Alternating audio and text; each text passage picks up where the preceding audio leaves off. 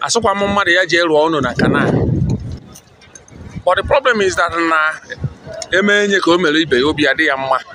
Ọ bụrụ na unu na-anya from this far distance na ebe niile anyị fụrụ na-akpọ do very close to the canal, short n'ime canal ka ọ dị. Ma church ma mosque niile do around this place onweghị nke emetụrụ aka. Why? Onweghị nke emetụrụ aka. Kedu ihe ndị Igbo ji si wee kote na Nigeria? Amara m na na-emere ihe eme ka bụrụ Igbo ọnụ. Ọnụ watch ya na ọnụ ya afụ ya na ihe niile ahụ demolition is still going on everywhere. Na anyị na-afụ nke a na-edemoli akụrịkọkwa na ihe niile ahụ property ndị Igbo. Adị m asụkwa na onye lụrụ ụlọ na canal na o metere ihe o. But na this place adọghọ much closer to the canal than this building niile anyị fọdụ gasị ebe a kịta, because building niile ọ nọ na afọdụ very very close to the canal, short n'ime canal ka ọ dị complete. But nobody is going there. Why? The other side bụ ndị Hausa na ndị Yoruba ihe nwe ebe ahụ. Nobody is going there.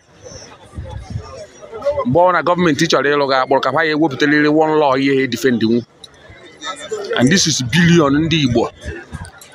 And ọ dị ọka mma na ndị Igbo ihe a na-emenụ ndị Igbo think otherwise. Inedaru anya na before ị na-ege ana vurugoro ụzọ ji ebe nna gị develop ebe nna gị very very important. Ọ ihe ka Ojukwu na-ekwu, nkụ anaghị arụ mmadụ ugboro na-abọ n'anya. Onye ajọrọ ọsọ gị na ndị Igbo enweghị ana. Ndị Igbo enweghị ana. Mana afụbeghị m onye na na village be nna ji igo ana ọ factory ọfụghị ebe o ya egote ana. Ihe a bụ ife Ojukwu fụrụ for how many years na report ya, bọtụ ndị Igbo eji achọghị ije wee kpọrọ ife.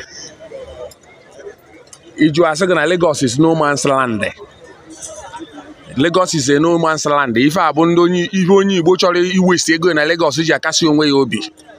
Lagos is a no man's land. Ndị mmadụ na ebe a na-ebe akwa na-eti mkpu na ihe anyị forget island, so many people useless. Ego mmadụ bụ ihe a. Ego mmadụ. So ndị Igbo ebe ọ na onye Igbo a nọ na ya bụ ihe asaa n'anya. Inweta ego govule ego gbadaba na Igbo be nna gị. Develop